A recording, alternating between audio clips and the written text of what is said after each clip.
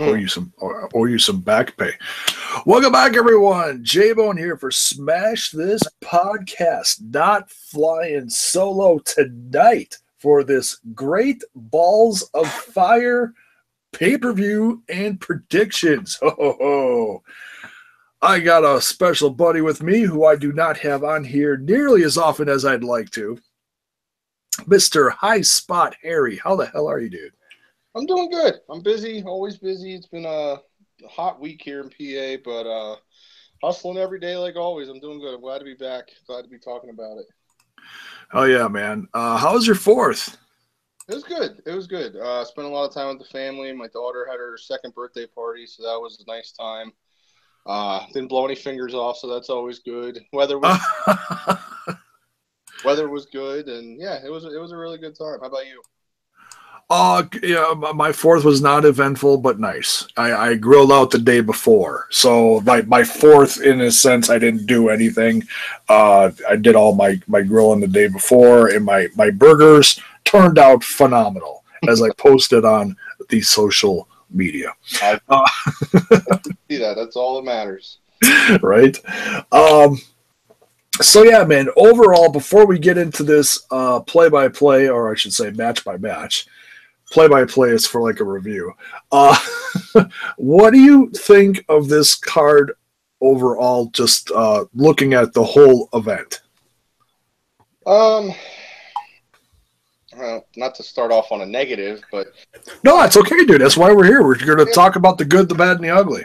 I know. Not even really to a negative. It's just, I don't know. I follow every week like we all do, but nothing really stands out to me in this card other than this just feels like the Samoa Joe Brock Lesnar show. I mean, even going over the pre-show stuff with you before we went on the air, even watching every week, it's hard to kind of remember what all the matches are, and I think that's kind of a testament to the build up to it. But it is what it is. We're still on that kind of that cruise right now to SummerSlam. So yeah. But at the end of the day, I mean, for me at least, Joe and Lesnar is enough just to even buy this if it was a pay-per-view. So yeah, that's the selling point. That's what's supposed to put butts in the seats. And last I looked, when I was on with the Ramblers, was it last night? I actually went on Ticketmaster.com because an article came out recently about saying that this event was not sold out yet. But I can tell you by the amount of seats that there are left around ringside and around the upper deck, and everything in between is sold out.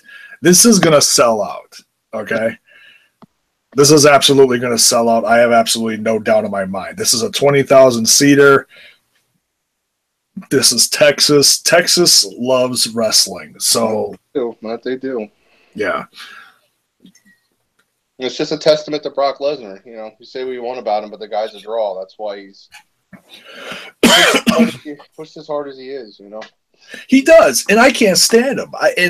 Just the fact that it's just lazy on his part. He's cashing these massive checks from WWE, shows up, doesn't have to say anything, doesn't have to do anything, and then takes off for 6 months. Yeah, no, I hear you, but this Sunday should really be the test. I think. I mean, yeah, it is what it is when he comes out with Heyman and when we don't see him for a couple of weeks. But at least for me, as long as he shows up to these big marquee matches and doesn't give us an Ambrose WrestleMania match, and really goes out and cares and wants to be there, and he gives us Brock Lesnar, then for me it's still a win.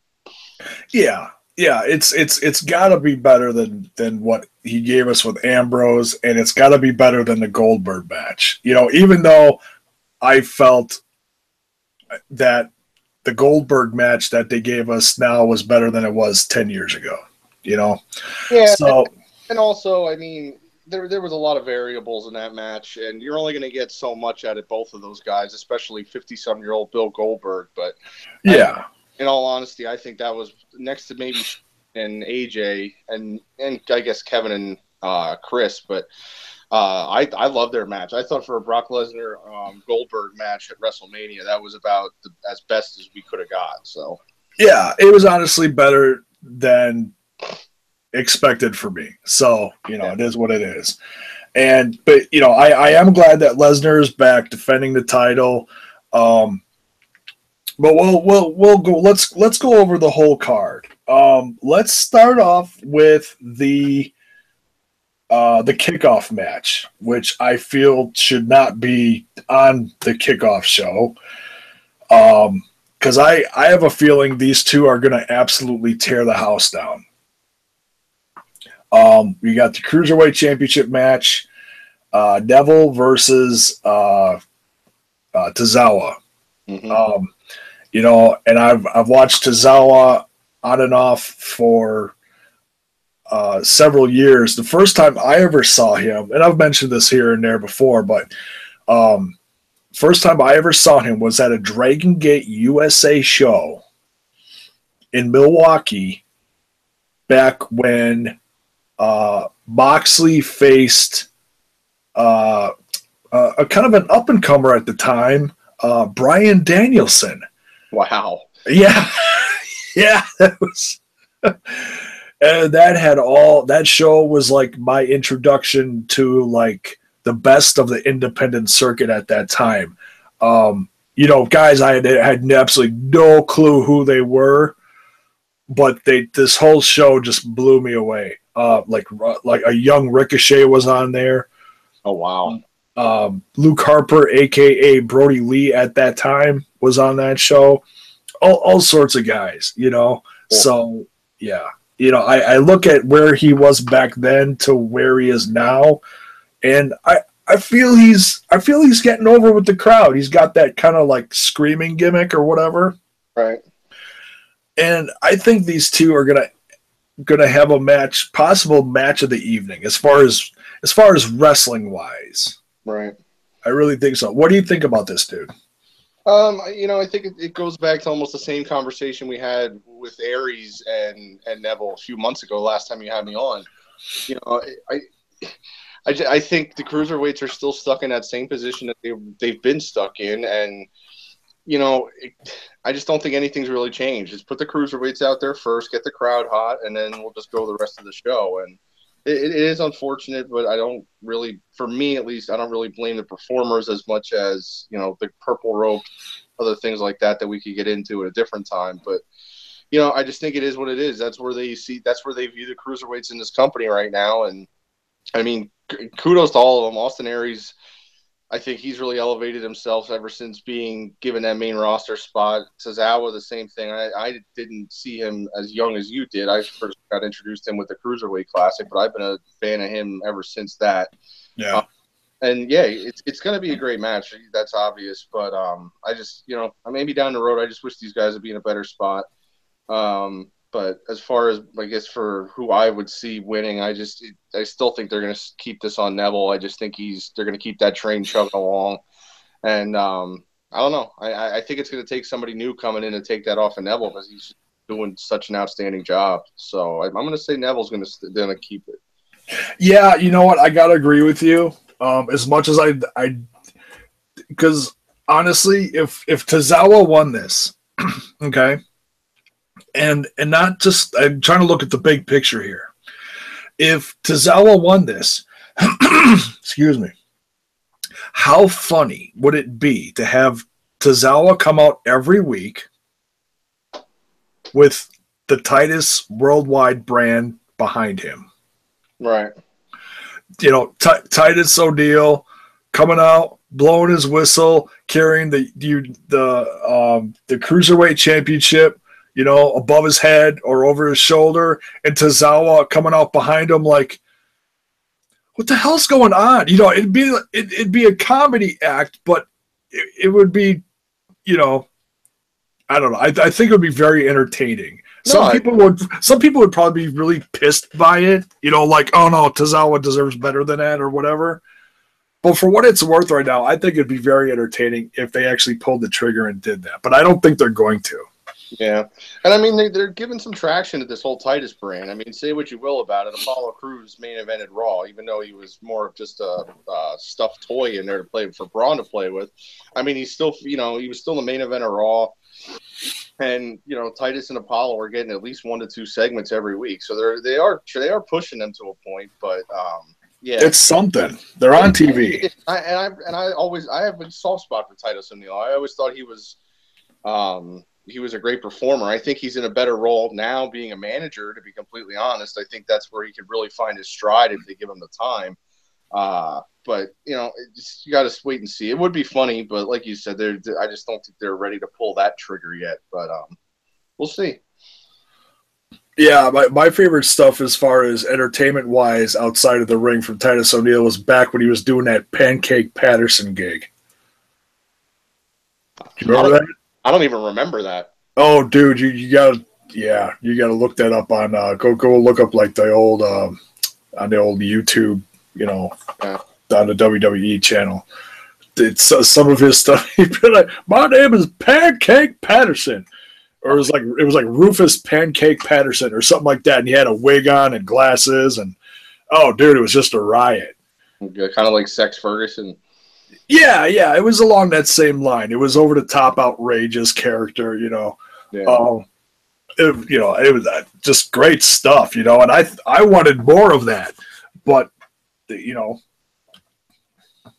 cut it off. But now they're kind of doing it again. But he's coming out with the suit, and it's just weird because he's such a big guy, Yeah. But it's different too, and different can be a good thing. So yeah. He's no famous B though. No, and Apollo Crews is not a Brenda, so. Oh dear God! Liv Tyler is or not Liv Tyler. Dear God, Tyler Breeze is a close second. Yeah, what was it? Tanae Young or? I was like, whoa, who's that? Oh my God, it's him. God, those two. Kudos to them, man, for making chicken salad out of chicken shit, because that's the epitome of it for the fashion police. It really is. Yeah, it just makes me crack up every week. I just about fell out of my damn chair when I saw that this week. I was like, you got to be kidding me. They got him in a dress again and makeup and a wig. It's like, and who came out? Tyler? Ty Dillinger, excuse me. And he's like, really? We doing this? Yeah. Oh shit! All right, back to the card. And speaking of cruiserweights, let's get into this match. Enzo, not knocking Enzo, I'm just saying. Well, that's where Enzo versus Big Cass, dude. What have you thought about them? First of all, what have you thought about them breaking up this tag team? Are you okay with it? Are you pissed by it? What do you think, dude?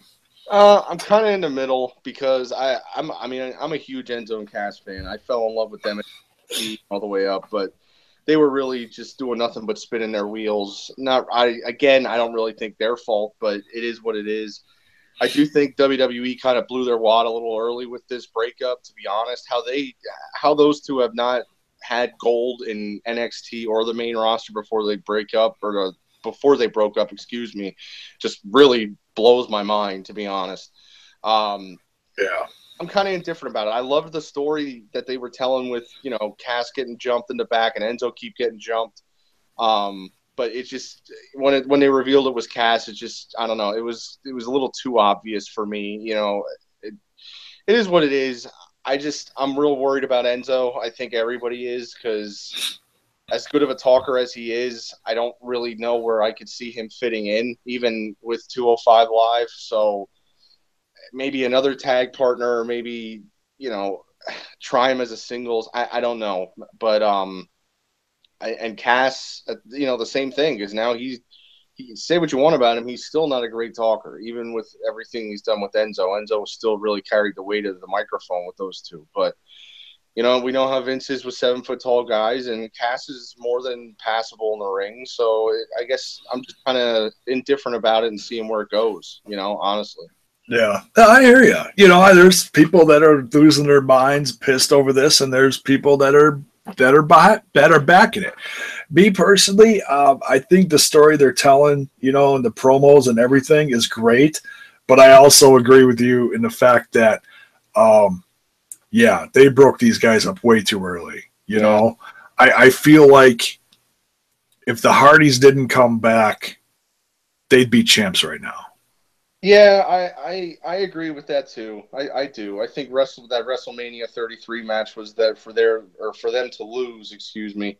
But at the same time, I don't think, the tag division is so stacked that we need to start breaking tag teams up.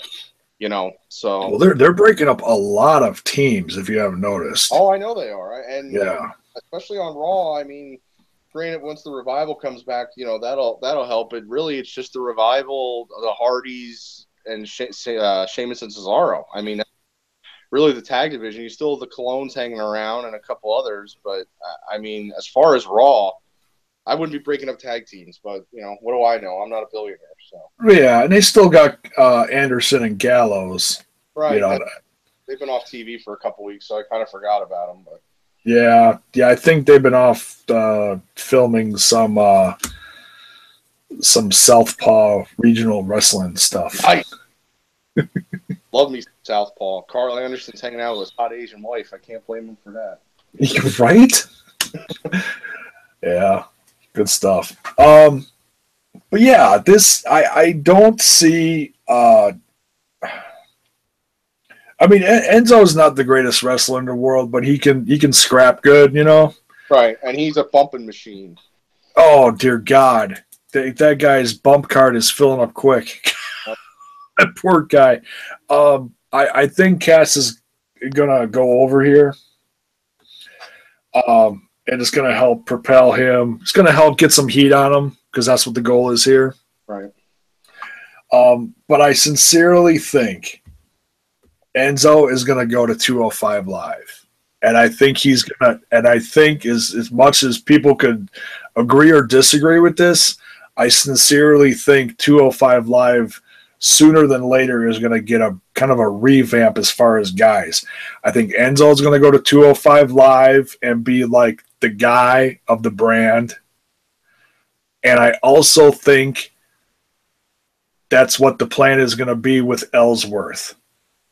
Yeah, I could see that. Because he just got suspended, and I could totally see them like, okay, you're suspended, and you know what? The next step is they're going to fire him. So by SummerSlam, dude, he's gonna be on 205 Live. Right.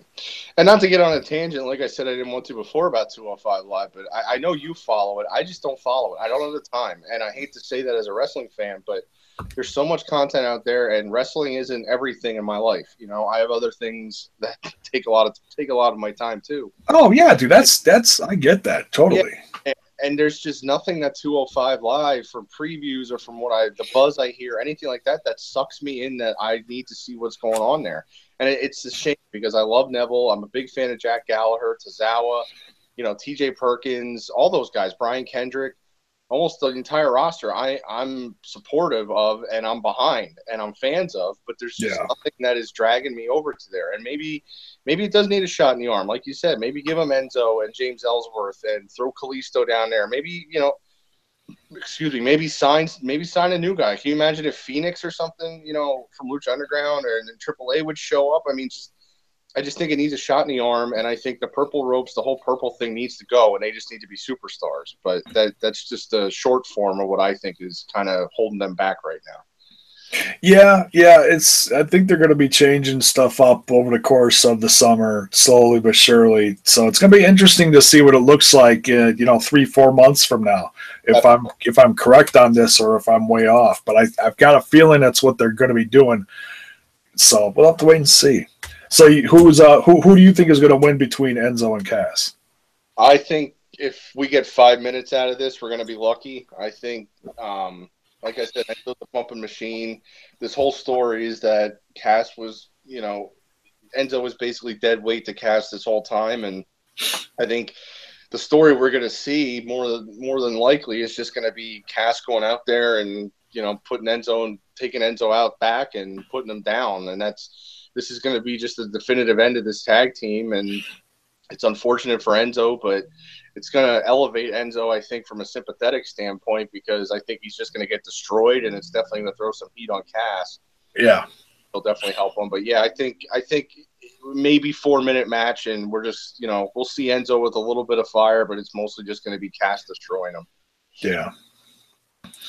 Yeah, it'll be interesting to see where it goes, because I mean, Enzo can stay Enzo. Cass, if Cass is not with Enzo, they're going to have to revamp Cass. They are. He can't come out there and do the whole SAW. No, that's what he's been doing, but he can't do that no more. Right, and I don't think they are. I mean, they're doing little subtle things, that you always see with heel turns. He's got the plain black T-shirt on. He doesn't really have entrance music right now, and things like that. So, I mean, I'm sure there's a plan for him. I just, in my heart of hearts, I just hope there's a plan for Enzo, But yeah, what do you think on this? You agree with me, or what do you think? I think Cass is winning. Yeah. Yeah. Imagine if Enzo beat him, though. If Enzo does beat him, his victory is going to be short-lived, as in it'll be one of those surprise roll-up things. Yeah, and then Cass will pound the shit out of him. I hear you, but and that's what people are going to remember. Right. But nonetheless, yeah. Let's see. Let's get into another one of my favorites here. Intercontinental Championship match between The Miz, who is the champ, just taking some notes here, versus Dean Ambrose. And I hope to God he does not come out in another bear suit. Jeez Louise. Yeah, that was a rough 2 weeks. Oh, they are just – and I've talked about this before with the Ramblers. Man, just – Dean's one of my favorites. It's like, God, what are you doing with this guy? Every week now he's coming out like he's freaking like lost as hell. I hear you. Like, I don't even want Dean Ambrose to win. I want them to completely like revamp him and just make him. They keep calling him the Lunatic Fringe. He's not the Lunatic Fringe. He never was the Lunatic Fringe. No, and I just feel like he's ever since. I keep saying this, but prove me wrong. Ever since that Stone Cold podcast, I just feel like he's been on nothing but a downhill. I don't know if it's because of that or if it's just coincidence, but the champion Dean Ambrose we had a little over a year ago at Money in the Bank is not the Dean Ambrose we have right now. And whether that's him, whether it's the creative, whether it is what it is, but I hear you, man. I'm a fan of him too, but I don't know. It's not working right now. Yeah, if I could quote Baron from the Ramblers, he was like, God, when are they going to fire this guy so he can reinvent himself on the indies? It's like, and I don't want that. No, I don't either. But to be honest, I mean, they're still marqueing him as a top star. He's still main eventing house shows. He's still a draw at house shows. He's on Raw every week in these, crossover segments and things like that. So obviously they're not giving up on him, but it's just there's nothing there for I don't think fans to really grab onto anymore. Yeah. Like you said, he's not a lunatic. What's the last lunatic thing he did? Sprayed Kane with ketchup? I mean, seriously, it's just I don't know. But how much of a lunatic can you be when it's PG? That's the other thing. But they did that to themselves. Yeah, I mean, you could come out there and act a psycho and be crazy and be mad and cut a good promo and still be between PG and PG-13. You could, we've seen Bray Wyatt do some crazy stuff, but it's like, yeah. I don't know, man. So I think the Miz is gonna stay champ. What do you think, dude? Well, if it was up to me, Miz wouldn't have lost the championship. What was it, 6-7 months ago? Yeah. I want Miz to beat the Honky Tonk Man's record. I think, and a year ago, if it was up to me, they could release Miz, and I wouldn't have batted an eye. I never liked the guy. I never really gravitated to anything toward him, and he never really did anything to me or for me. But ever since Maurice came back, I just feel like that was a shot in the arm to him. And man, he is must see TV, like he says. Not to paraphrase him, but he is must see TV every week. And he's good. And the thing is, it's hard to almost hate him. He's obviously a heel, but the things he says are true. he presents himself like a champion. He acts like a champion, and he's trying to bring prestige to the Intercontinental Championship, and he really is. And my biggest fear, I do think he retains, but my fear is that we're going to just go on a volleyball tournament again between him and Ambrose, and that Ambrose wins the title, and then maybe we get a rematch at SummerSlam. I hope that's not what happens. But that's always a possibility. But yeah, I do think Miz will retain. I hope, especially now that he's got his entourage or whatever he wants to call it. But yeah, I think Miz will retain. And if it was up to me, break Honky Tonk's record. That's the guy to do it. Yeah, I'd love to see that. Yeah, I agree. He never should have lost it last year. But when he did lose the championship, the IC championship, I wanted to see big things for the Miz. I wanted him to go straight to the top and get the WWE championship, because I feel like when he was champ back when The Rock came back and he headlined WrestleMania, I felt like he wasn't ready back then. Now I feel like he deserves to be in that spotlight again. Not deserves, but I think he would thrive in it. Honestly, yeah. Same way when he lost that title, it was kind of like, okay, this sucks, but at least. Now we're going to see him work programs with Cena, and he did, obviously, but not for the title, things like that. But it really didn't happen. I can't really talk about when he main evented WrestleMania. That was my dark years of wrestling that I wasn't watching.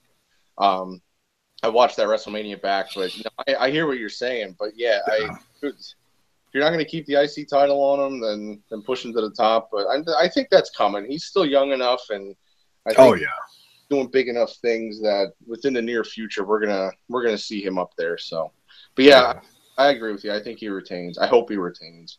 Yeah, and hopefully Ambrose goes on to bigger and better things or something different. Something. Yeah, something. I don't know.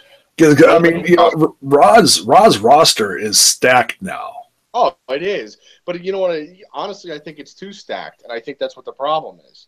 I think you got, it's not, I don't think it's the Attitude Era point, but I've heard other people say this too. I just think 3 hours sounds like a lot of time, and it is a lot of time. But when you're trying to give so much meaningful storylines and segments to these guys, eventually you're going to have to start cutting people short. And when you look at a roster that has Seth Rollins, Roman Reigns, Finn Balor, Bray Wyatt, the Hardys, the Club, Bailey, Alexa Bliss, eventually people are going to get cut off. And I think, honestly, that's what the problem is. I think they have it's a good problem, I guess. But I think we also need to be a little bit patient, and not all of the top stars are going to be in great lines all the time, because there's just not enough time, even with a 3-hour show. Yeah, you got all these guys who you think should be top guys, but they can't be. Yeah. Yeah, no, I hear. Yeah. So, okay, what's next here? We got the Tag Team Championship match, which is a 30-minute Iron Man match. Interesting for a tag team match. It is. That kind of was like, what? It is. Refresh my memory if I'm wrong, but I don't remember ever seeing one of these, at least not in the recent past. No, I mean, I've seen what do you call them? Tornado tag matches. Right. Where everybody, it's a free for all, Yeah, and those are no fun to watch. And this is, it depends on who's working it. Yeah. So if you got the Hardys working something like that, then it's a little more entertaining. Guys that can do spots and are work well with their environment. Right. Well, you got the Raw tag champs Cesaro and Sheamus, which I'm actually starting to get behind. Finally, it took a long flipping time, because when they first when they had the rivalry, I couldn't stand the rivalry, which was what people were saying. Oh yeah, the rivalry of the year. No, it sucked. I couldn't stand it. Okay, all right. But then they turned them into a tag team, which was even a bigger head scratcher. Like, you're what? Now, finally, after all this time, I feel like they're starting to click. Mm-hmm. They're not always at odds. They're clicking. They're unified. They're focused. Now it's starting to come together for them.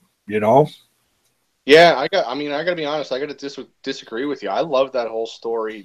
I mean, if we go back, the best of 7 was hard. That was a little rough. I'll be the first to admit that. But maybe it's just because I'm such a huge fan of Mick Foley. But and obviously it was storyline. But that whole storyline they did where Foley, made them go against each other and then made them as a tag team. I really enjoyed that, to be honest. And I don't like Sheamus do anything for me. He hasn't done anything for me in a long time. Cesaro, I'm a big fan of. Who isn't? But I do enjoy it. I'm not crazy that Cesaro went full heel. I think, not to repeat myself, but I feel like he's just spinning his tires again now. And not his fault, obviously. Yeah. But he is getting pushed. At the end of the day, they're on TV every week. They're in big segments, and they have tag team gold, so they are getting pushed. So it's not like Cesaro is opening the show or in a dark match. But I mean, I don't know. Like I said, I got to disagree with you the story. I liked it, but hey, to each their own. I mean, but for me, I like it, and I don't know. They keep doing what they're doing. I like that they finally have ring gear that matches, and like that. I think now it is finally starting to click where they feel like an actual tag team and not 2 singles wrestlers. I think maybe that's another thing. Yeah, like Cesaro, I love the James Bond thing. But then Sheamus was like, somewhere way out in left field with his thing. They didn't click. Now they're starting to come out. Now they both got the spotlight on them. Yeah. They're not doing 2 completely opposite things, Right, and I can totally agree with that because I can't stand the tag teams that are just basically, all right, here's 2 singles guys that really aren't doing anything right now, but we won on TV, so now you're a tag team. I totally disagree with that whole theory. So I hear what you're saying now. I mean, it's got to be close to a year since their best of 7 and stuff like that. So maybe that's kind of what's clicking now for everybody. But yeah, they definitely feel like a tag team. They don't feel like 2 single stars, so that's good. It's gelling, yeah. Yeah, it is. I'm gonna say they retain. To be honest, I think we're gonna see the Hardys kind of go on a losing streak, and maybe this is just me fantasy booking to a point, but I think we're gonna start seeing the Hardys kind of cool down a little bit because I do think there's bigger things for them in the future with WWE. Maybe not separately. You know what I'm talking about with the whole broken everything. That's obviously what I mean. Oh yeah, absolutely, yeah. But yeah, I think they came back so strong and were basically unbeatable. Came back, won the titles, which was an incredible moment. But I think now we're going to kind of start to see the decline of the Hardys and maybe SummerSlam, or I would say at the most Survivor Series, we're going to start seeing this Broken Universe WWE version of it at least. And I just think that's what we're doing. So I'm going to say Cesaro and Sheamus retain. Well, if you watch Matt Hardy on social media, on the Twitter box, he is very entertaining. Oh yeah, I actually have notifications on for him for tweets. There you go. And then you saw what he tweeted out recently. In fact, I think it was this week sometime. Yeah, close. Basically said that the Broken Universe is coming sooner than later. Right. Yeah, I did see that. So, it could be as a matter of this pay-per-view, could be a matter of maybe SummerSlam. It's hard to say. They're not gonna give anything like that away. Whatever they decide they're gonna, how to book it and when they book it, I'm sure it's gonna be gold. Is it gonna be just like the stuff from TNA? No, it's going to be different, and I think it's going to be better. Well, that's what I was going to say too. I think if they let Matt and Jeff use their creative juices and their ideas at all, be a part of what they're going to do, and then you add WWE's production value to it, there's a big potential there. Oh, sure, yeah, and that's not a knock on TNA. For what it was worth. As weird as it was, as crazy as it was, they did a good job with it. I'll give TNA all the credit in the world for that. And let's be honest, and I think you'll agree with me, if this whole Broken Universe and Brother Nero thing didn't gain as much fire as it did, I don't think the Hardys would be here right now. No. I think, the WWE saw that they're making a lot of money somewhere else. And hey, this is our guys. Why are we letting them make money somewhere else when they can make money where, you know, they were born? And that's why I think they came back. So I think that does have something to do with it, definitely. When you start catching the buzz like that, you know, and I don't mean sip and bruise, you know, you're gaining some some steam out there in the indies and in other companies, and you're gonna get eyes on you, you know. We're gonna notice you, especially when you were a WWE commodity first. Yes, yeah. A lot easier to come home and be with people that already trust you, from, you know, Vince McMahon and guys like that. They know that they can count and trust and depend on Jeff and Matt. So it's a lot easier just to say, all right, guys, that's enough. Come make real money, and let's do this right and come home. So anyway, who do you got? What do you think? I think Cesaro and Sheamus are going to retain here. We're going to have to agree eventually, dude. What, did you say the Hardys win here? No, I said Cesaro and Sheamus. I'm saying we're going to have to disagree eventually. This isn't good radio. Oh, this.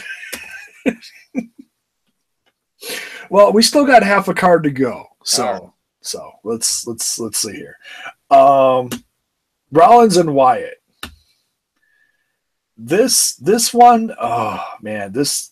I can't say that this feud sucks, okay, but I kind of feel same way about this one as I do about the Miz and Dean Ambrose.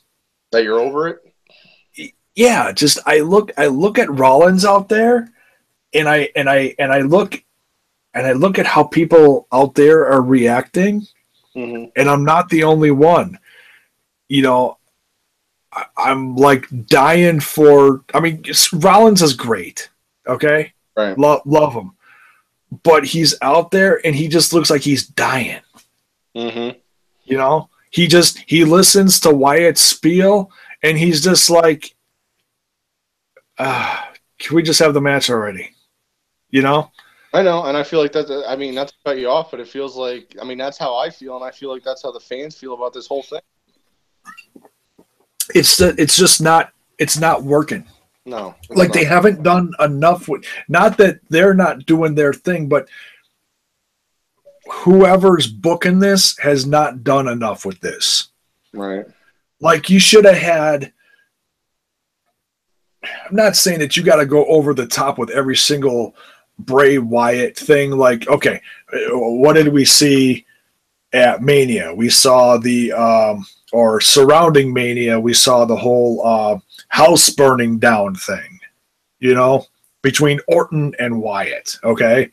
And that was great. That was something original. That was something we hadn't seen since like the Attitude Era, as far as like, oh, we're going outside of the ring, outside of the proverbial WWE universe for this, you know? Right. And I feel like they could have done something like, oh, some mysterious backwoodsman just jumped Rollins. Something original. Something. You know what I mean? No, I do. They could have done so much more than this instead of just two guys coming out in the ring and cutting these promos over and over and over again. It's like, come on. Yeah, and I mean, really, what are these guys fighting about? Yeah. You know what like you said, there's no story to it. At least with Orton and Wyatt, there was so many layers to that story that it made people get invested to it. Yeah, they were a team. There was dissension. Right. There was oh, you're a god, but I'm crazier than you, or whatever Orton was saying at the time. You know, right. It made sense. Yeah, and not to play apples and oranges, but I mean, imagine Stone Cold versus The Undertaker in like 1998, and it's just I'm Stone Cold Steve Austin, and I want to kick your ass. Well, I'm The Undertaker, and I'm dead. Okay, we're gonna fight. It's not gonna work. And they didn't. You know, you think back then of the stories they told. You know, Taker not basically, but crucifying Stone Cold, and you know, things like that. And I know those are two different things, but we need stories, and you need to be invested in these things. And I hate to say this for the third time, but this is another two guys just spinning their wheels. It's just Seth Rollins and Bray Wyatt. All right, you guys are going to go at it. You know, we're going to have a thing for a couple months, and then we'll blow it off at Great Balls of Fire. Well, why? What do we have to get behind? And it's a shame because both of these guys, if they really invested the time in them, are top tier guys. I mean, look at Seth Rollins' heel run as champion. You say what you want about him. If you hated him, good, you were supposed to. If you respected him and loved him because of the work he was putting in, fine as well. Same thing with Bray Wyatt. Granted, we only saw it for a short time, but Bray Wyatt as a champion felt great. It looked great. He felt like a champion. Now what are we doing? Now it's just, well, now you're a B or C storyline, so, you just go out and fight. You guys don't like each other. You're crazy, and, you're a good guy, so go out and fight. And if you listen to the crowd reactions, and I'm weird, but there's certain things I really focus on when I watch, especially WWE, and you listen to the crowd reactions of these guys. I mean, you go back toward the build-up for WrestleMania, and Seth Rollins' music hits, and people are behind him. Bray Wyatt, when he's champion, when he's going through that whole thing with Randy Orton, even though he's technically the heel, people are behind him. You hear it in the crowd. You see the signs. You see the social media reaction. Well, now what are they doing? Seth Rollins' music hits, and it's just, yeah, cool. There's Rollins. I like him. He's, there's nothing to get behind with these guys. It's just, yeah. And I'm not going to go off on a side note and down a rabbit hole here, but I could count on maybe 2-3 fingers the guys that when their music hits, that place erupts no matter what they do. Yeah. And you go back in time and you look even as recent as Punk, as Taker, Cena still has it, I guess, but Stone Cold, Rock, guys like that. I mean, it didn't matter if you saw them every week. They came out and they're blowing the roof off the place. Nobody's behind anybody like that anymore, and it's a shame because they have the people there to be it. They have Balor, they have Rollins, they have these guys, but I just feel like it's, especially like right now, it's just, all right, we're on cruise control until SummerSlam. We're just gonna do something until we get there, and it's a shame. It really is. Yeah. So, who do you think walks away with this one? And that's not to say that they're not going to have a good match. No, it's going to be a good match, but I don't know. It is what it is. But I think Rollins will win because that's just what Bray Wyatt does. He loses. Yeah. Well, in this case, I think Wyatt's going to win. Okay. Because this whole thing is basically Rollins has been mocking Wyatt this whole time because Wyatt keeps telling him how he's a god and all this, he's immortal or whatever. Well, I mean, ask this: if you think Rollins is going to win, or if you think Bray's going to win, is it going to be clean?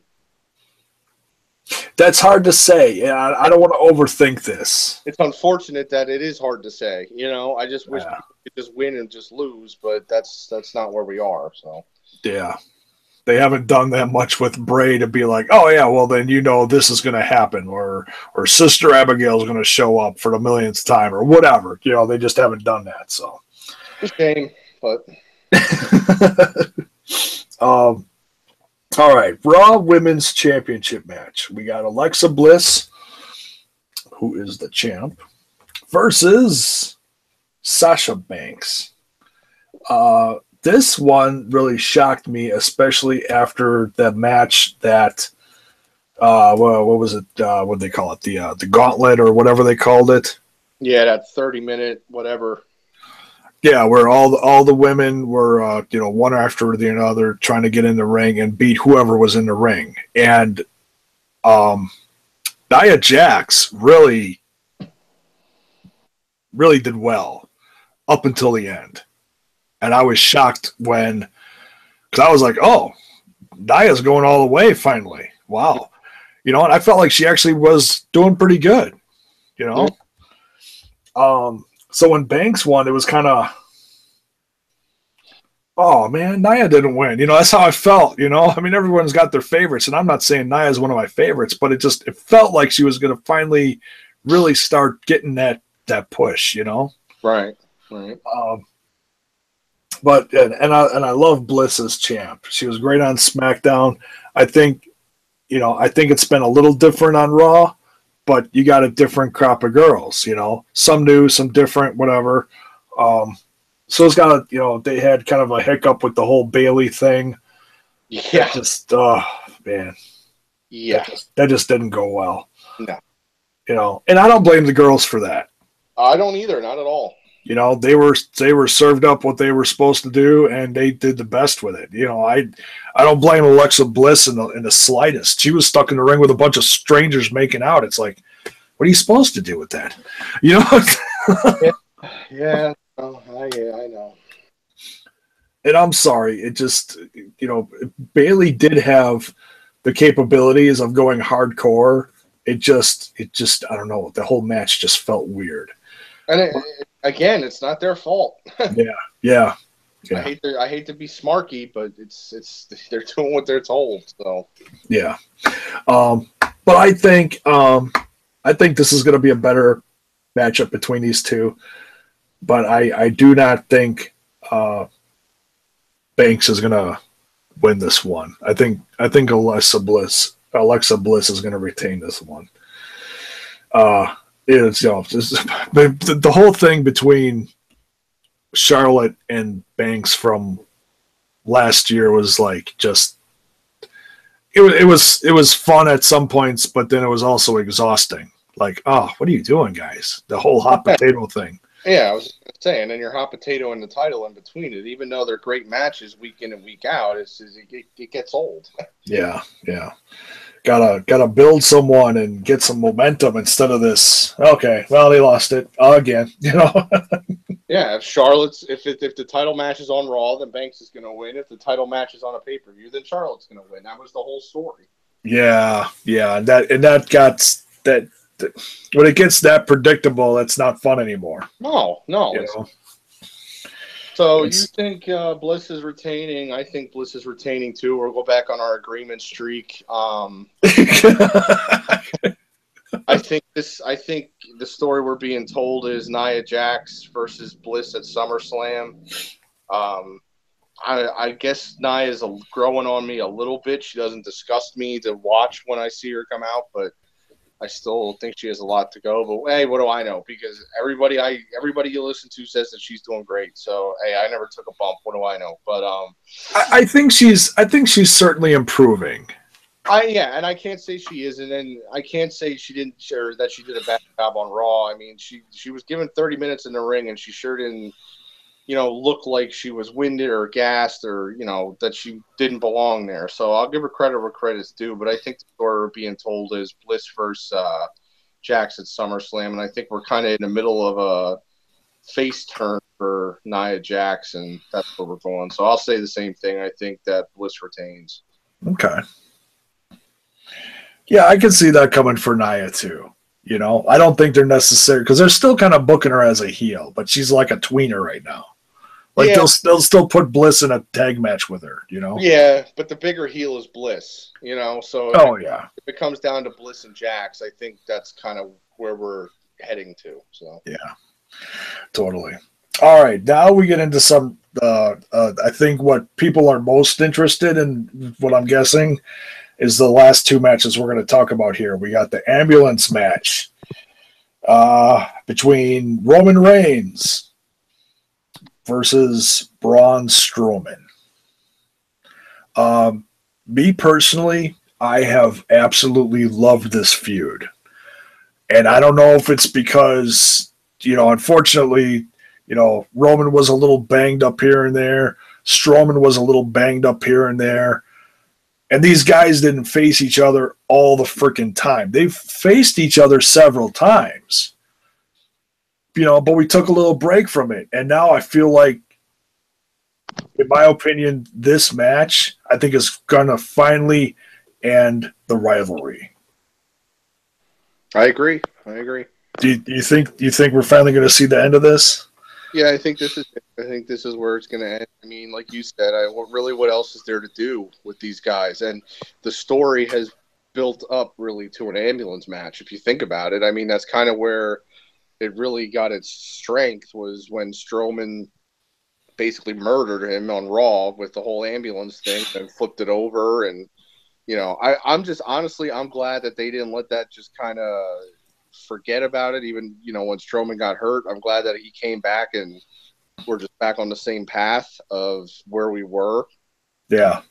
But yeah, I do agree. I think this is the end of it either way. So, and this has one. I mean, I've enjoyed this so much, and some people, I can't stand Roman, blah blah blah blah blah. It's like whatever.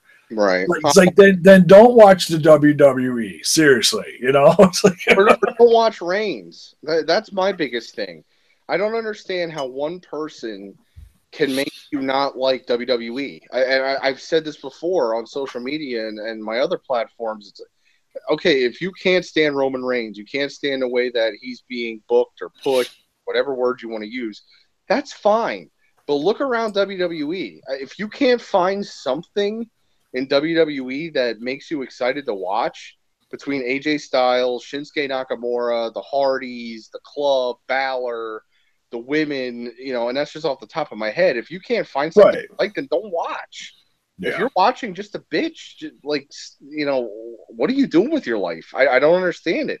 Don't get me wrong. I'm not a big Roman fan. I don't hate him. I don't boo him. I don't, say that he's horrible. Nothing like that. But I'm not a big fan of his, but he doesn't ruin it for me. And he has great matches. He does. He's a great worker. So what's the problem? In all honesty, I don't really agree with the way he's, I hate to keep saying this, but the way he's been booked. Yeah. We could dissect another day, but at the same time, Roman far from ruins the product for me and ruins my show. And like I said, if it's that bad, don't watch him. Go away when Roman's music comes on. Don't buy his T-shirts. It is what it is. But yeah. I honestly, if this one goes the way I think it's going to go, and these two are going to bring the house down. They could have this one headline it, and I wouldn't be upset about it. No, well, on the same card as Joe and Brock, I'd have to disagree with you with that.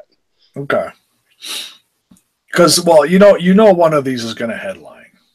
I don't think you can put Joe and Brock anywhere but the end. I don't, because like I said in the beginning of this, that's what the buy is seeing two trees run into each other. I mean, that's really what it is. Yeah. And to be honest, if these two did, I'm trying to think of finishes we've had with with ambulance matches in the past.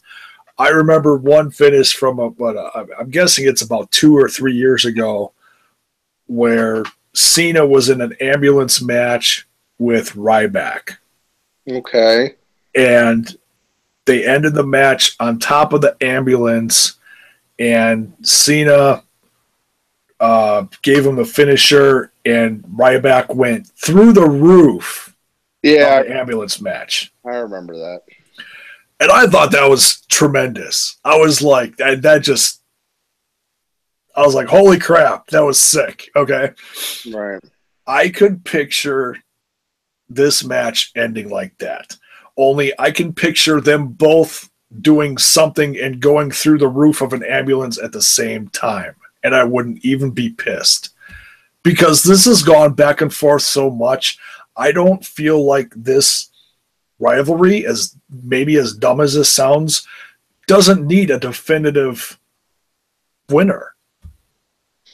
Because they're both such big characters. You know what I mean? Yeah, I do. But, okay, well, now we'll have good radio because I disagree with you a little bit. Okay. It's not that I disagree with you, because I completely understand what you're saying. I just think you have two very interesting guys in this match, because you got Roman, and Roman's Roman. That's really the only way I could say it. And then you got Braun Strowman, who within the last 6 months has catapulted to really a main event star and really has people and fans behind him. Yeah. And I guess I'll get into my prediction here, along with this whole thing I'm saying. That's fine. I understand what you're saying, but I guess at the same time, I'm sick of. I think what it is I'm so jaded to non-finishes that it's just an eye roll for me, no matter what it is, whether it's the first match or the main event. Yeah. I'm so jaded when it comes to non-finishes with WWE that it doesn't do anything for me. And I think these two guys are at a crossroads right now because we're gearing up for SummerSlam. We're gearing up for the Rumble, which is going to be here before we know it. Well, not the Rumble, but Survivor Series. We're gearing up for these big shows where I think Reigns is going to go back to being Roman Reigns, which there's nothing wrong with it, where he's really going to be in a stronghold and winning matches left and right and really getting back to the title scene. And I also think that Braun Strowman's at a point where, you know, he has so many followers behind him. Excuse me, not only for his size and his in-ring work and his ability, but at the same time because he's kicking Roman Reigns' ass every week. And yeah. Honestly, I think that's why, you know, I think that's a lot of the reason for the pop that he gets. And I just feel like after Great Balls of Fire, we're on a straight track for SummerSlam with Survivor Series not too far away, and that's where Roman's going to go back to the top.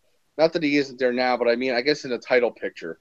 And what do you do with Strowman? I'm not sure. Maybe he goes after Miz. Maybe he goes after, you know, whatever it may be.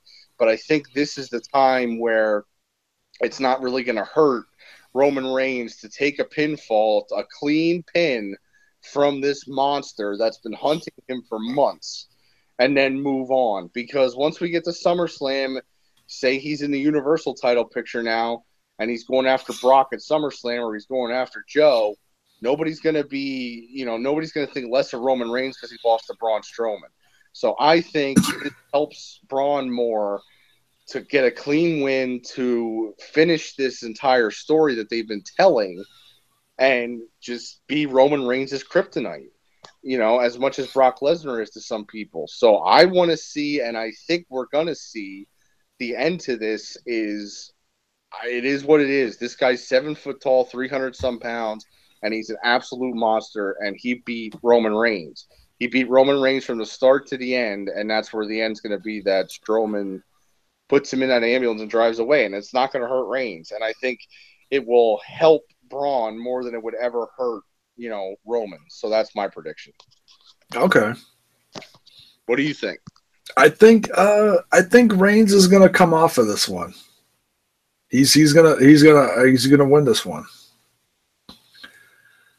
Because, you know, these two,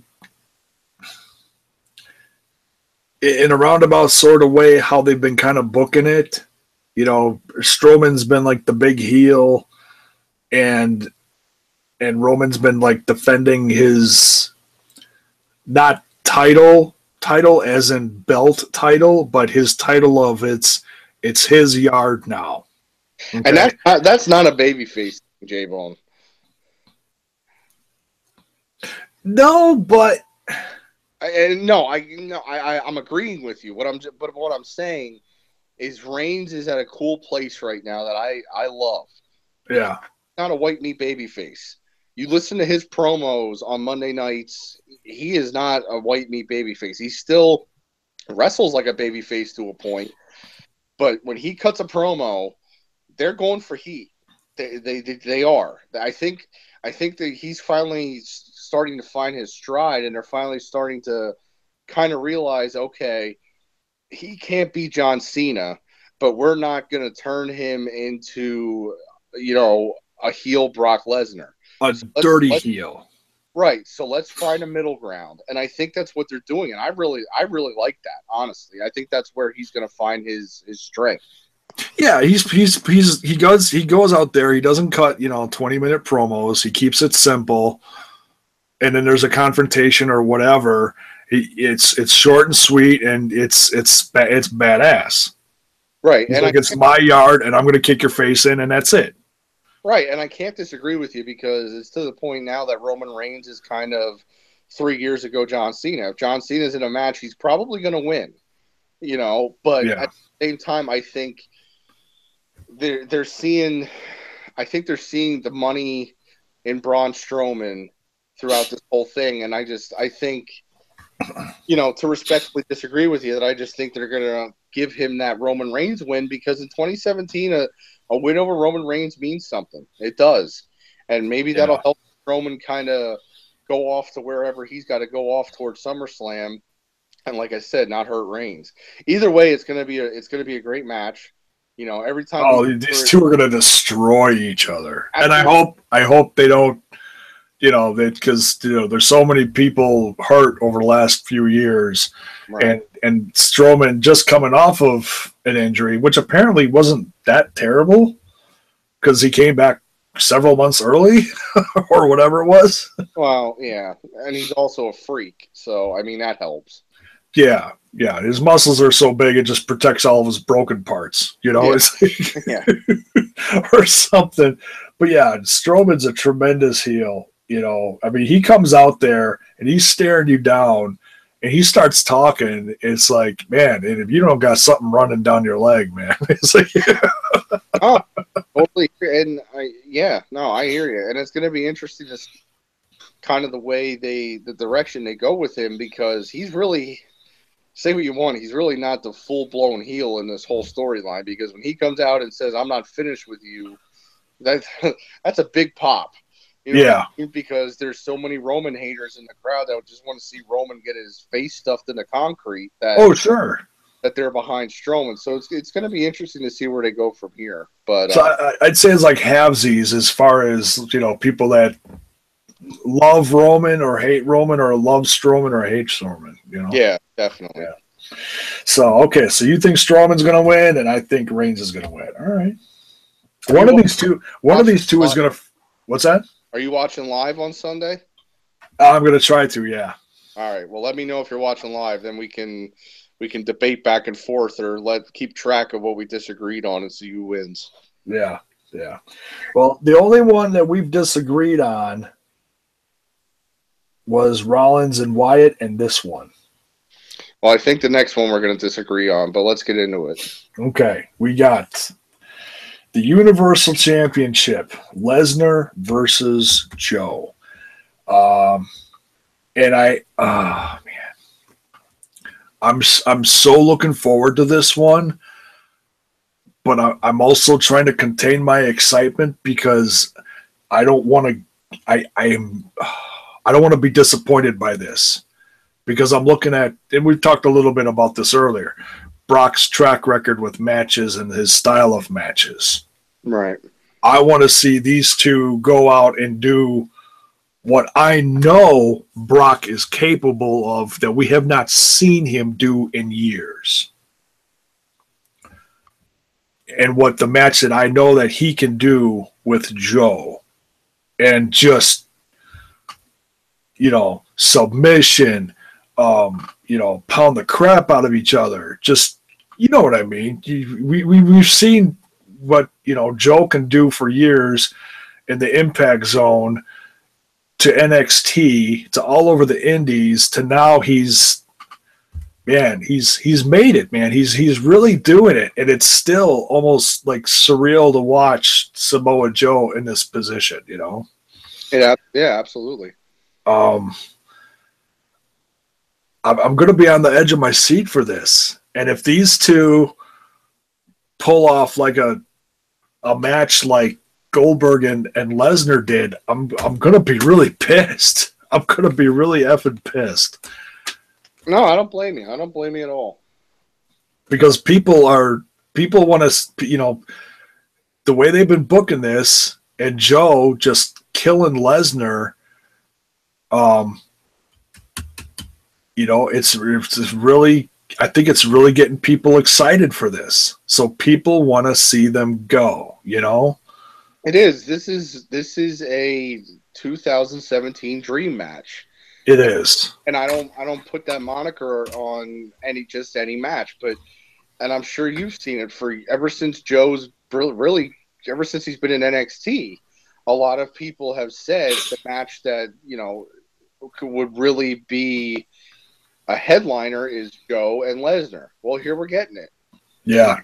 Right before he came to the main roster, they were talking to Joe, and they're like, well, who do you really want to face in the main roster? And he said Lesnar, and it's like, when I heard that, I was like, oh, yeah, that'd be great. But we're never going to see that. Right. Well, it's here. Yeah, and here we are. And now it's just a matter of these two guys going out and doing it. And like you said, to your point, Joe's going to bring it. So it's just a matter of what Brock Lesnar we're going to see. But I think if you look at this story and what we've been told, how much Brock Lesnar sold for him when he choked him out with the Coquina clutch the other week, things like that nature, I think Brock is invested in this. And I think that, honestly, what I want to see is Roman Reigns versus Brock Lesnar at WrestleMania 31 with a clean finish. If you remember that match, Lesnar and Reigns both went out there and just beat the shit out of each other. That is what it was. You had bruisers in the ring, you had a UFC fighter, and you had a guy who says, this is his yard, and I'm going to punch you in the mouth. And that's exactly what they did. And that match was phenomenal. Before Rollins came down. Right. That's what I mean. No, you're right. But that's what I mean. That match was. I was like, wait a minute, you're missing something. No, I know what you mean. Yeah, I want to see that match with a clean finish. That's what I want to see, and I honestly think that's what we're going to get. I feel like Lesnar's invested in this, and when Lesnar's invested in 2017, we're going to see one hell of a match. And Joe is, if not in the prime of his career, he's right at the end of the prime of his career. And I think he knows what kind of match he's getting into and what he has to do. Now, do you mind if I go first to say who I think, or do you want to go first? Your show. No, go for it, dude. Go for it. When this first was kind of announced, obviously Lesnar's going to win. That's just what we're doing. We're going to Lesnar Reigns at some point, so this is just kind of going to be a bump in the road. I think, and this story, everything they've done reeks of Paul Heyman to me in a good way. It feels real, and I feel like Joe has surpassed even his NXT run, which was great. And that he's really come into his own as this just absolute Samoan monster on this main roster. And even my wife, who, Mrs. Highspot Harry, who watches every week and loves WWE, we were talking about this the other night, and she said, as much as we know about Lesnar, Joe feels like the first real person to have an actual chance against him in WWE. Now, obviously, if we do this in a UFC ring, it's different, but from a WWE standpoint, and she's right. You look at Joe and the way this story's been told, this is the first time Brock's really looked weak. Take Goldberg out of it, because Goldberg's a legend. That was kind of a fluke thing. Not a fluke, but he was kind of his kryptonite. If you take Goldberg out of it, Lesnar hasn't looked weak to anyone that I can remember in a long time. And not that he doesn't look weak to Joe, but he looks like he is vulnerable to Joe. And that if he's not on his absolute A game, brings everything, Joe is going to win this match. And I just think this whole angle that they've done from beginning to now and the way it's grown, I feel like they've gotten, at least from maybe a Vince McMahon standpoint, have really gotten behind Joe and seen what he's capable of. And Joe has been, I can't even give you a word of what he's been throughout this whole thing. It's just incredible. And he's been on fire. To not sound corny like Great Balls of Fire, but no, Joe has great balls of freaking fire. Okay. Yes, he's been perfect week in and week out. The things he's done with Heyman, the way Heyman's been selling it, it's absolute must-see, unbelievable what he's been doing.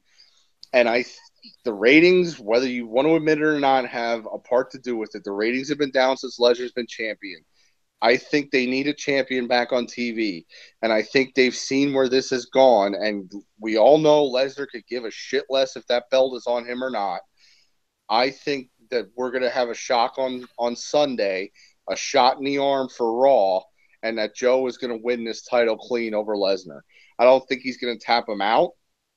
There might be some kind of shenanigans like there always is, maybe something with Heyman, But I think Joe's walking out of this thing walking out of this thing as champion. I really do. They've changed my mind, and maybe I'm just a mark. Maybe I'm just reading into what they want me to read into. But I think Joe is going to win this thing, and it's going to be a shot of adrenaline to Raw. And I think that's where we're going. So now it's your turn. Well, dude, I can tell you, I agree with you 100%, but I don't think it's going to happen. I want Joe to win, but I think Lesnar's going to win.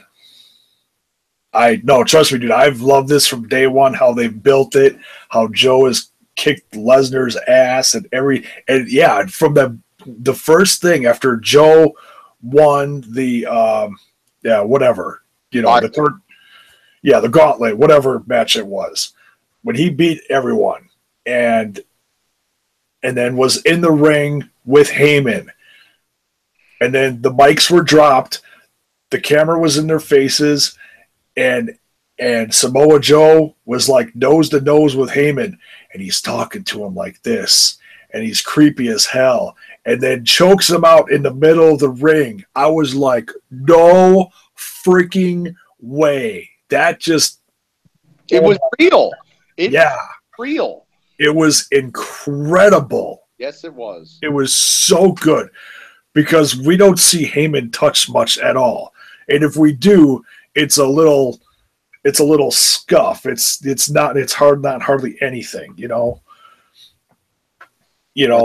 and this whole build has been gorgeous. And glorious. And look, you're probably right, in all honesty. You're probably right.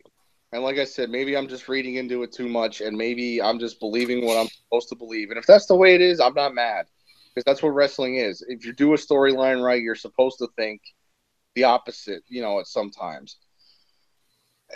It's probably a 90 to 10 chance, in all honesty, that Lesnar's going to lose this to Joe, but I'm in that 10% chance. I think, because let me put it to you this way. Joe's not getting any younger. And how old is Samoa Joe? I think he's 38, 39? Yeah, he's getting up there in age. And don't get me wrong, he doesn't act like it in the ring. That's not what I'm saying.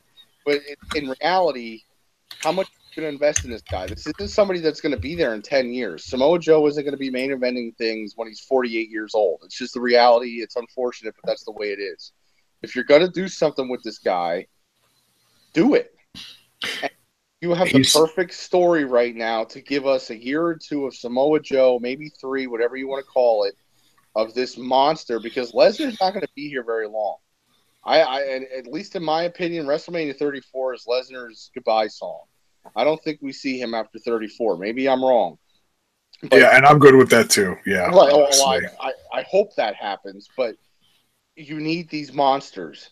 Yeah. Joe can be one of those monsters. So can Strowman. But Joe, I just feel like this story, it's just there. Pull the trigger, because we know Joe can do it. Like you said, we all followed him in Impact. Just pull the trigger. It's not Lesnar. Yeah. It doesn't matter if Lesnar has a belt around him for SummerSlam, Survivor Series, and WrestleMania. Nobody cares. Lesnar is an attraction. He doesn't need that belt. You put it on Joe, now you really have a shot in the arm to Raw. So I agree. Trust me, I totally see where you're coming from. And like I said, you are probably right.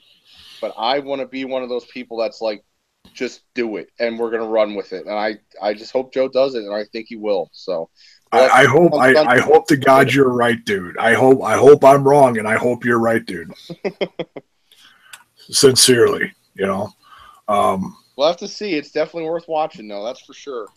Yeah, I mean, I like this card. I mean, some of these matches are just kind of but I know that once they get in the ring, like we talked about, like Rollins and Wyatt, they're going to put on a good match. Definitely.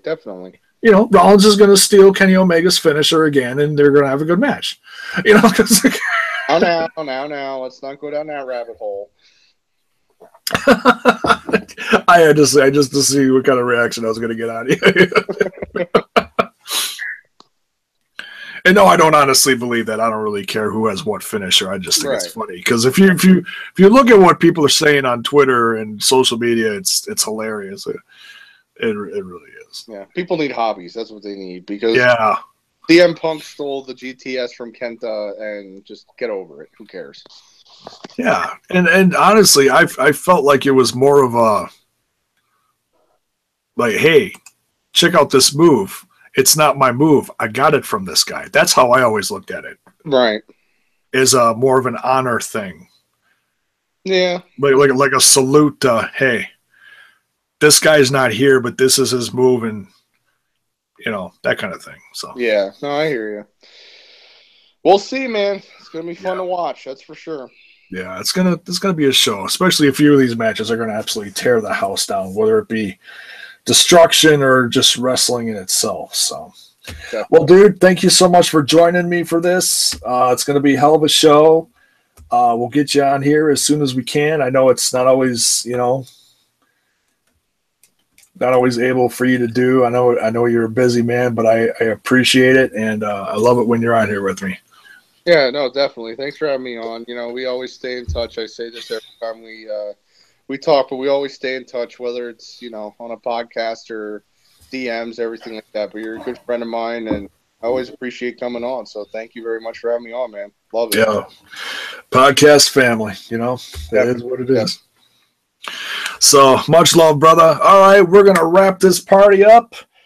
If you cracked a cold one or popped in a pizza while you were watching it, whatever you were doing, hope you enjoyed it. Thanks for listening. It's going to be a hell of a show on Sunday. Not sure if I'm going to do, a reaction show or whatever, kind of depends on what happens. If it comes off as kind of then I'm probably not going to. But if something big happens, we get some shockers, some surprise finishes, something worthy to talk about, I'll jump on here and you'll hear me flap my gums about it, maybe with a friend or two. We'll see what happens. So for this guy, I'm J-Bone. You can catch me at JBone5150 on Twitter. If you like what you're hearing, give it a like, give it a sub, share it with your friends, your grandma, your cousin's neighbor's dog, whatever is out there. All right, folks. Good night. Thanks for listening.